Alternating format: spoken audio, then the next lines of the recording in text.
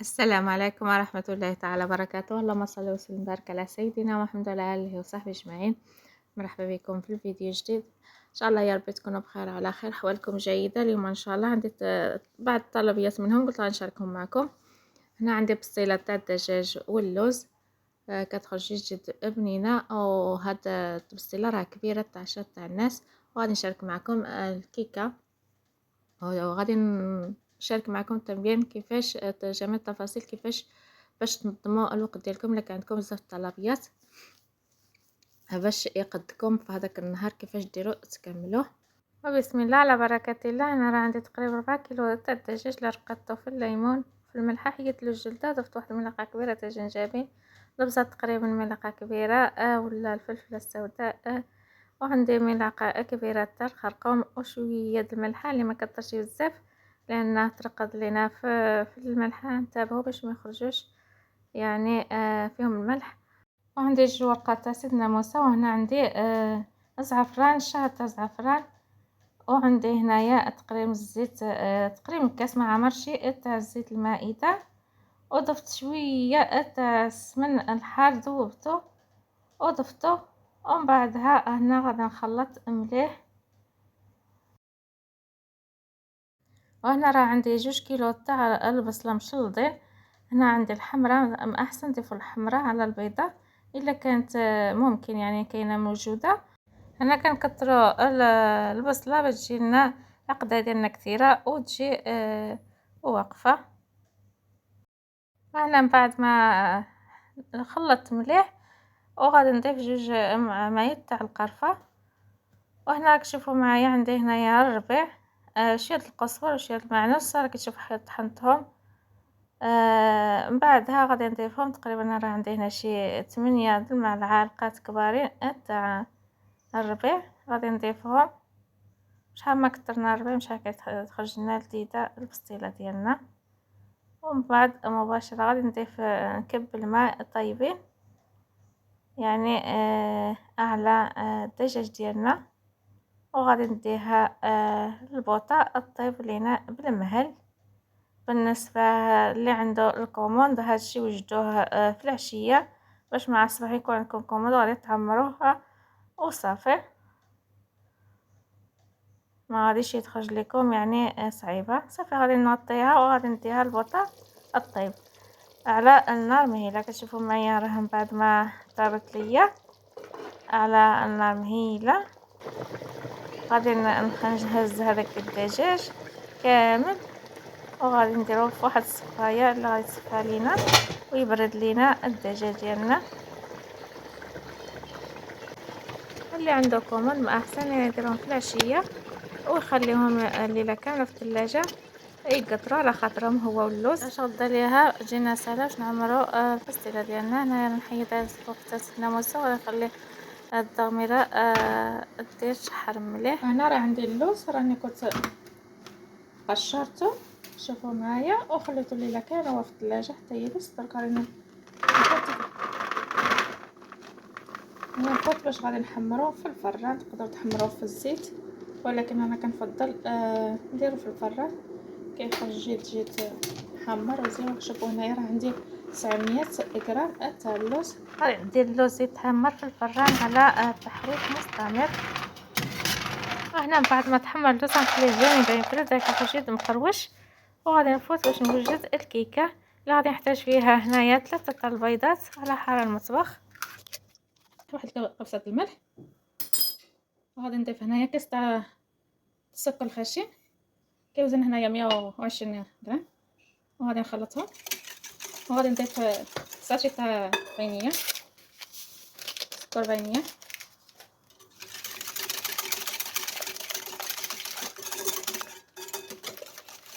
ها خدمت الرابيه داوي وها غادي تخدموا الماشينه خدموا راه كهربائي.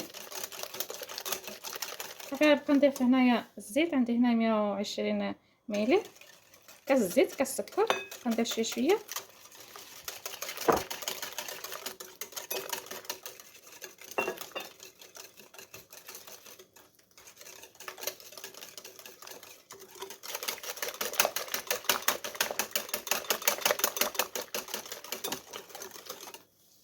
ودرك غادي نضيف عفوا الحليب كامل الدسم حتى هو كاس.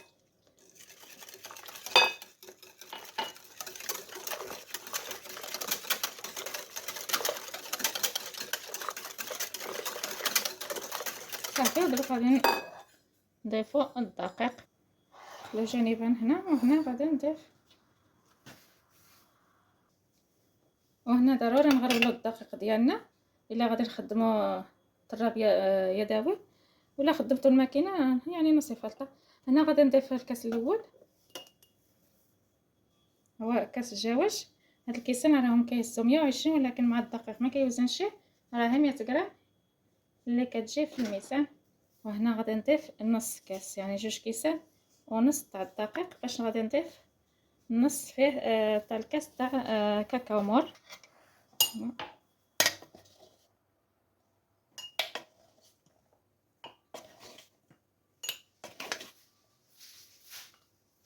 صافي عندنا نص كاس كاكاو. هذا الكاكاو المور الزيون ماركه يعني زيونه. وغادي نضيف الخماره كيميائيه ولا خماره الكاتا، هنا راه فيها 16 غرام عفوا 15 غرام اللي فيها. وغادي نضيف واحد شويه من الاخرى يعني 16 غرام غادي نحتاج في هاد الكيكه. نبقى نغربل في نفس الوقت نبقى نطرب.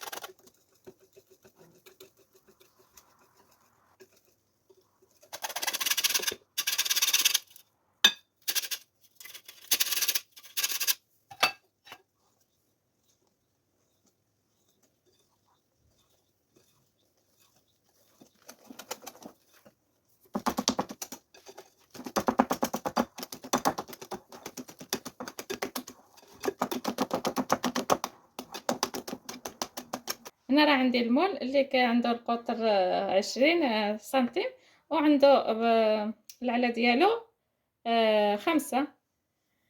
راني دهنته بالزبده، من بعد رشيت عليه الدقيق. غادي نفرغ ديريكتامنتي الخليط ديالي.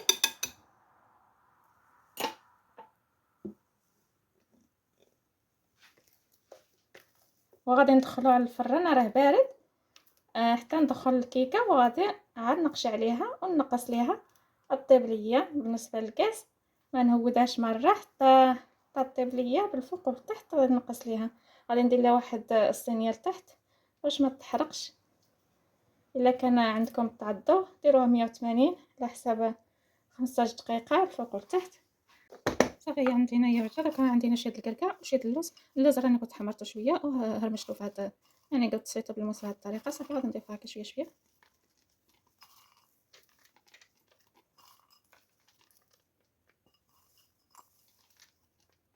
وهنا غادي نديها صافي الفران طيب، وغادي نفوتو باش غادي نكملو التغميره ديالنا تاع الدجاج. هنايا من بعد ما العقده ديالنا تغمرت، هنا غادي نضيف واحد 2 ملعقة كبارين تاع السكر، وغادي نضيف القرفه.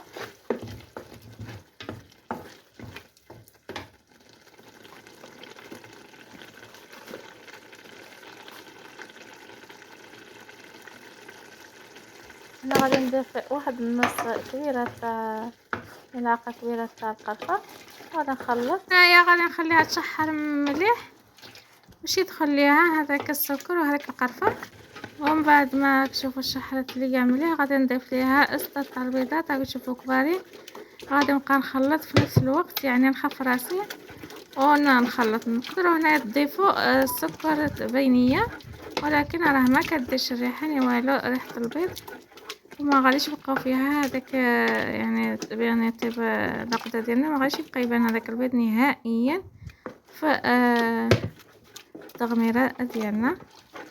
غنبقى نحرك مليح، نبقى نضيف حتى تدوب ليا هذاك التجمعيه ونضيف الاخر حتى يكمل الكميه تاع البيض اللي عندي.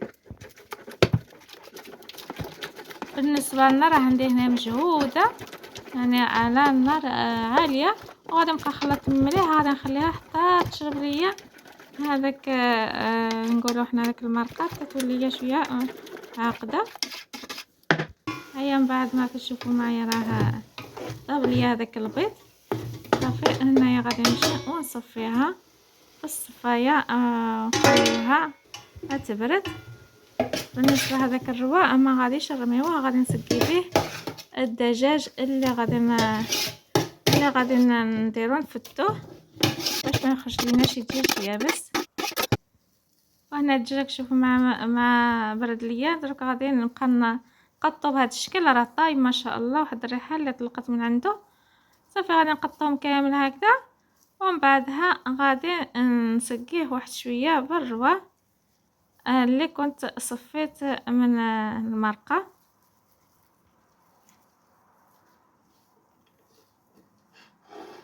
بعد ما فتيت كلشي هذاك الدجاج غادي نضيف الروا، ما نكترش باش ما يخرج ليناش عاوتاني منفخ بزاف. غنسقي واحد شويه وغادي نخليه جانبا نفوتو نوجدو الباقيه. انايا من بعد ما طرت ليا الكيكه خرجتها، كتشوفوا خرجت ما شاء الله. غادي نحل عليها وغادي نخليها جانبا، وغادي نخليها تبرد جانبا ونفوت باش نطحن اللوز بعد ما برد.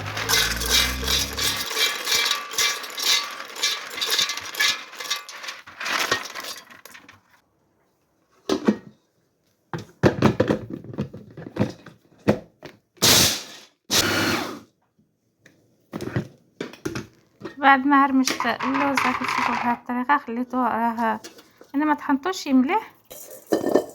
هنا غادي نضيف تقريبا كامل ساميه، غنخلي واحد شويه باش غادي ندير البريوات الصغيرين. غادي نضيف واحد ملعقه صغيره تاع القرفه، وغادي نضيف واحد الشاسي تاع فانيليا، سكر فانيليا كتعطي واحد الريحه زينه. وهنايا غادي نضيف واحد الكميه تاع السكر كلاص.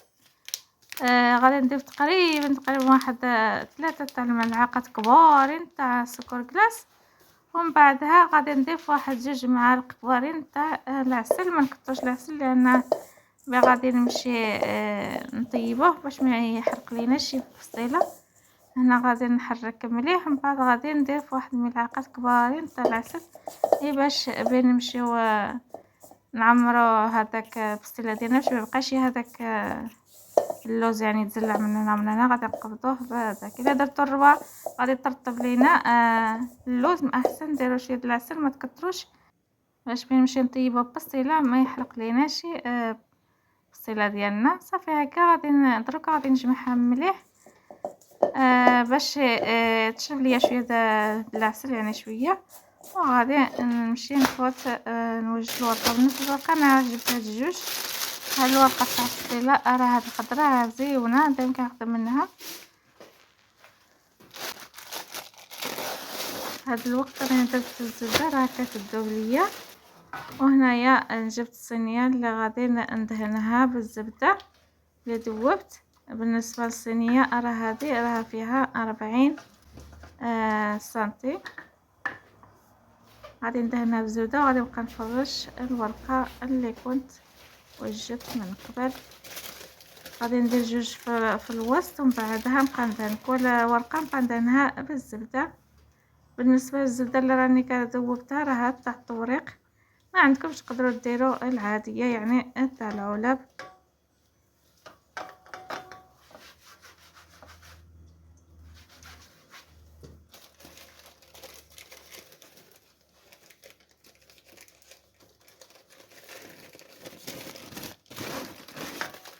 بعد ما حطيت 2 في الوسط درك غادي نبقى نحط في الطروفه بهذا الشكل. خاص نخافوا شويه لان هاد الورقه في ساعه كتهرس باش ما تيبش لينا صافي نمشي ندوروها. غادي نمشي هكذا نحطها وغادي نبقى ندهنها بالزبده.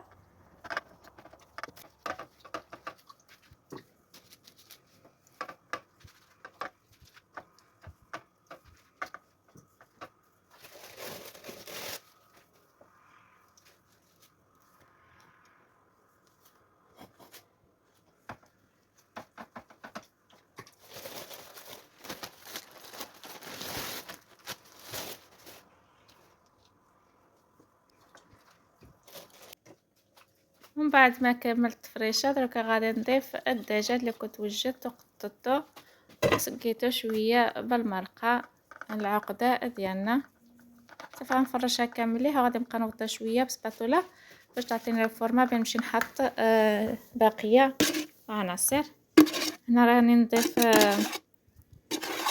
العقده اللي كنت وجدت معكم بالبيض والبصله راه بردت. غادي نضيفها حتى هي، غادي نبقى نسرحها بسباتولا.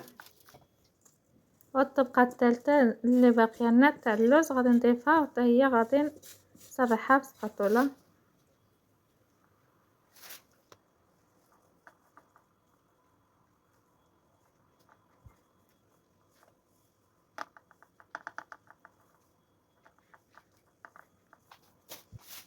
انا غادي نحاول ندهن الورقه اللي غادي نرد على البسطيله ديالنا. غادي ندهنها مليح وغادي نحاول نبلع بالورقه تاع البسطيله ونبقى ندهن على الجهه الاخرى. هنا تقدروا تدهنوها بالبيض، انا غادي نحاول ندهنها الطبقه التاليه كاع. هنا غادي ندهن مليح. غادي نبقى نبلع. شوف رجلين يا تمام. دينا خويا وخاف هذاك راه بينات من الصغارين. هذاك يصير ما طيب ماشي يديروا في الساعه. وهذا الناس باش يعاونوا في الساعه.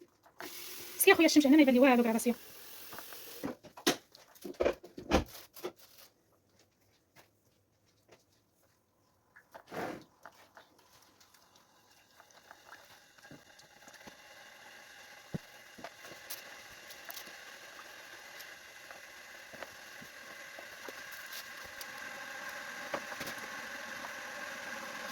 تشوفوا معايا صافي انا كملتها. هنا راني حاولت ندير واحد الدجاج الفوق باش نتس هذاك العياب تاع البسطيله باش نبلع بها. في التالي لقيت بان بسطيله الجوجاء مهرسه كامله، وانا راني شريتها جديده. هنا راني كندهنها كتشوفوا معايا بالبيض باش نلصق هاد البسطيله اللي كنديروها بريوات ماشي مزيانه للبسطيله، ولكن ما عندي ما ندير ضروري خصني نديرها لان كان ما عنديش الوقت، ما قديش نمشي نجيب اخرى، اضطريت ندير هذه. صافي غنبقى ندهنها مليح بالبياض البيض وغادي نبقى نبلع الجنابين بهذا الطريقه، وغادي نبقى ندهن بالبياض البيض باش تلصق ليا الورقه ما تحلش بين نمشيو نطيبوها.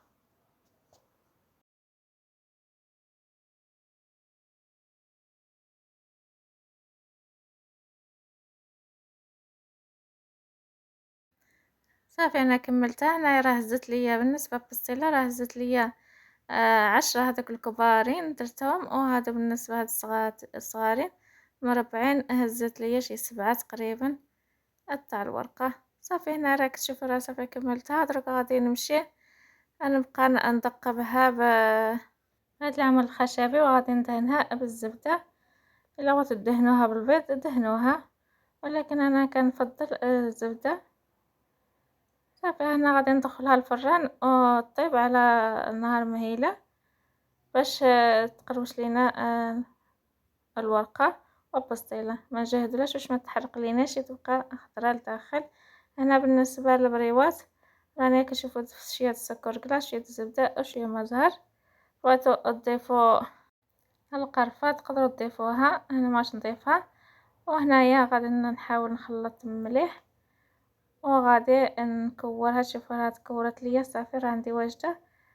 هنايا غادي نمشي نعمرها في الورقة اللي كنت وجدت من قبل، قصيتها على واحد هذاك مديدة صغيرة ودهنتها بالزبدة كتشوفوا كنقلبوها بهذا الشكل. من بعدها بين نوصل في التالي غادي ندهنها بالبياض البيض باش ما تحلياش، بنمشي نقليهم في المقلة. هاد البريوات تقدروا توجدوهم قبل وتخليهم احسن واحد النهار قبل باش ما يهزلكمش الوقت النهار بيكون عندكم كوموند. صافي غادي ندخلهم نديرهم يطيبوا في الزيت، تكون شويه الحراره ديالها ماشي عاليه متوسطه، وغادي نبقى نحرك باستمرار باش ما يتحرقوش، ما نغفلش عليهم لانهم في الساك يطيبوا هاد البريوات.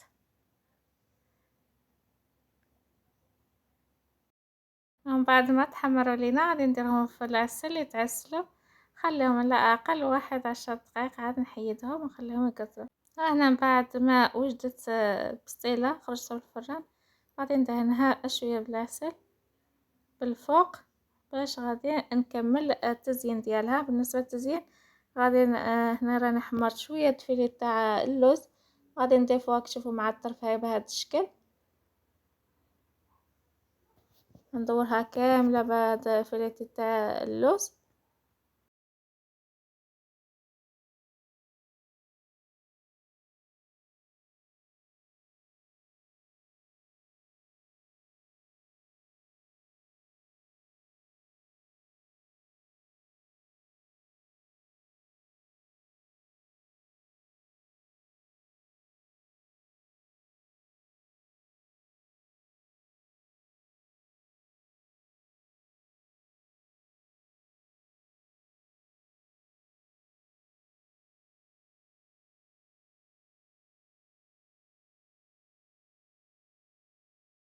وهنايا غادي نزوقها بالبيض الصغير. التزيين اختياري كتعطي واحد المنظر زيون. وهنا غادي نحط واحد التوصيه صغيرة غادي نحطها في الوسط وغادي نبقى نغربل عليها سكر كلاص بهذا الشكل. باش في الوسط غادي ندير تما البريوات.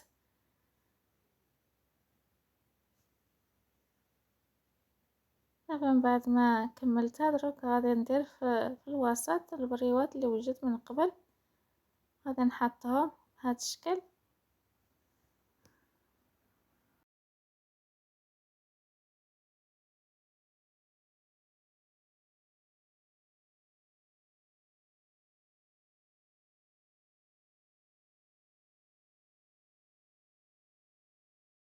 التزيين الاخير هو غادي نضيف لها شويه الورد، هنايا الورد اختياري. من بعد صافي عندي البسطيله واجده شكل عطات ما شاء الله زيون.